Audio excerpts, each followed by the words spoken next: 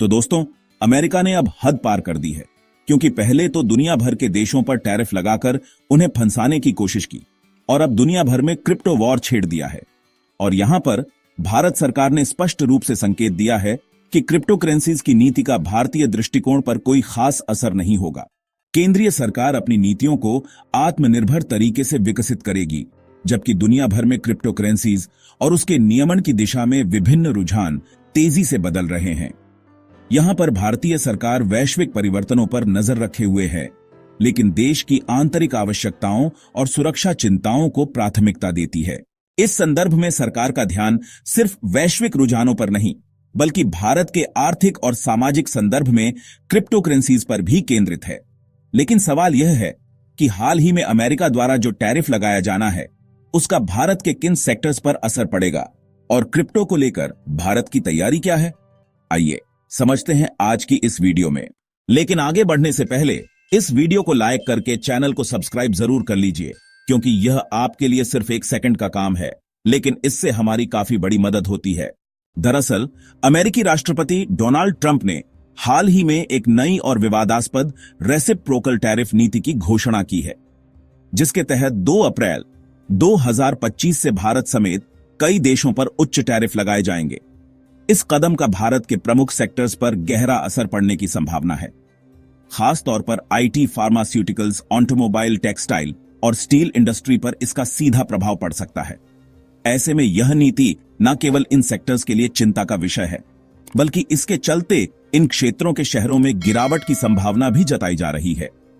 और जैसा कि हम जानते हैं, भारतीय शेयर बाजार पर भी इसका नकारात्मक असर पड़ सकता है, जिससे निवेशकों के लिए अनिश्चितता का माहौल बन सकता है। लेकिन हैरानी वाली बात यह है कि अमेरिकी राष्ट्रपति डोनाल्ड ट्रंप ने हाल ही में क्रिप्टो करेंसीज मियों से मुलाकात की, जहां उन्होंने अमेरिका को क्रिप्टो दुनिया का सरताज देश बनाने की बात कही है। इसके अलावा राष्ट्रपति ट्रंप ने क्रिप्टो करेंसीज रिजर्व को बढ़ाने की संभावनाओं पर भी चर्चा की, जिससे यह साफ हुआ कि अमेरिका इस डिजिटल क्रांति को अपनी वित्तीय ताकत को बढ़ाने का एक तरीका मानता है। इससे भारत में क्रिप्टो करेंसीज उद्यमियों के बीच एक नई उम्मीद की लहर दौड़ पड़ी है। हालांकि भारत में क्रिप्टो करेंसीज पर रिजर्व बैंक आरबीआई का रुख अभी भी सख्त है और उसने अपनी नीतियों में कोई बड़ा बदलाव नहीं किया है। भारत का केंद्रीय बैंक अभी भी मानता है कि वित्त मंत्रालय भी क्रिप्टो करेंसीज को मान्यता देने के लेकर कोई कदम जल्दबाजी में उठाने नहीं जा रहा है। और देखा जाए तो भारत सरकार की या आरबीआई की इस करेंसी को लेकर जो चिंताएं हैं, वह तथावड़े आधार पर हम क्रिप्टो करेंसी को भारत में लागू करने का विरोध कर रहे हैं, उसमें कोई बदलाव नहीं आया है। हमारा विरोध है कि क्रिप्टो करेंसीज है ही नहीं, क्योंकि इसको जारी करने वाला कोई नहीं होता और ना ही इसका उत्तरदायित्व लेने वाला कोई होता है। लेकिन सवाल यह है, क्या क्रिप्टो करेंसी पूरी इकोनॉमी को चला सकती है?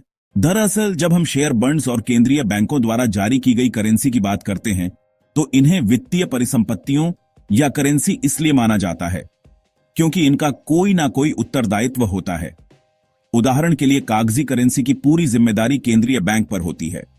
इसका मतलब है कि इन परिसंपत्तियों का उपयोग और मूल्य सरकार या केंद्रीय बैंक द्वारा नियंत्रित होता है, जिससे इनकी स्थिरता बनी रहती है। लेकिन जब बात क्रिप्टो करेंसीज, रिपोर्ट नहीं है जो यह साबित कर सके कि क्रिप्टो करेंसीज बन सकती है। हालांकि यह समझना भी जरूरी है कि दुनिया बहुत तेजी से बदल रही है।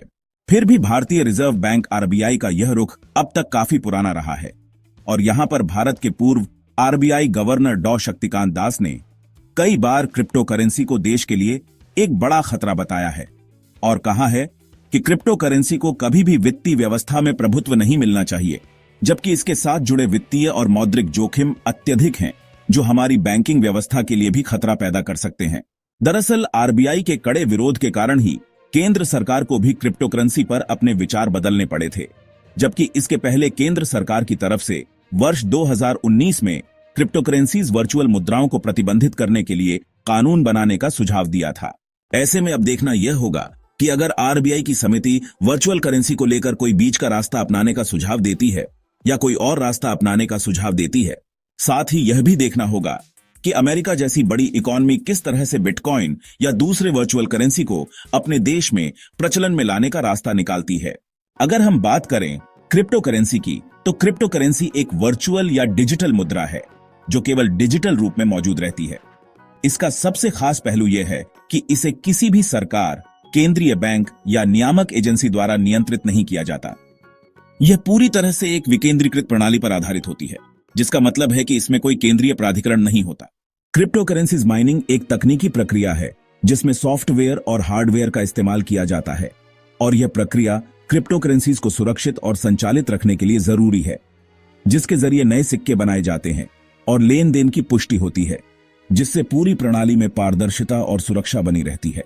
देखा जाए तो यहां पर बिटकॉइन, डोज कॉइन और थेरियम जैसे डिजिटल मुद्राएं क्रिप्टो करेंसीज संगीत यह है कि इन्हें किसी भी सरकार या नियामक एजेंसी द्वारा नियंत्रित नहीं किया जाता, जिससे इन पर पूरी तरह से निवेश का जोखिम निवेशकों के ऊपर आता है।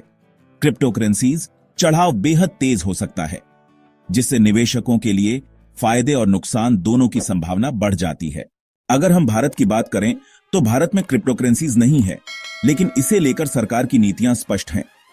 केंद्र सरकार ने आयकर अधिनियम के तहत क्रिप्टो करेंसीज बिक्री से होने वाले मुनाफे पर 30% का टैक्स लागू किया है। इसका मतलब है कि अगर आप क्रिप्टो करेंसीज करते हैं और मुनाफा कमाते हैं तो आपको उस पर कर चुकाना होगा। लेकिन यहां पर भारतीय शेयर बाजार पर रेसिप्रोकल टैरिफ के कारण गिरावट की संभावना है, खासकर उन कंपनियों के शेयरों में जो अमेरिकी बाजार में महत्वपूर्ण हिस्सेदारी रखती हैं। एक अनुमान के अनुसार इससे भारत को लगभग $7 बिलियन का वार्षिक नुकसान हो सकता है, और यह नुकसान न केवल एक्सपोर्ट में कमी के कारण होगा, बल्कि इससे भारत की आर्थिक वृद्धि दर भी प्रभावित हो सकती है। आपकी क्या राय है? नीचे कमेंट में जरूर लिखें और इसी तरह डेली न्यूज के लिए चैनल को सब्सक्राइब जरूर करें।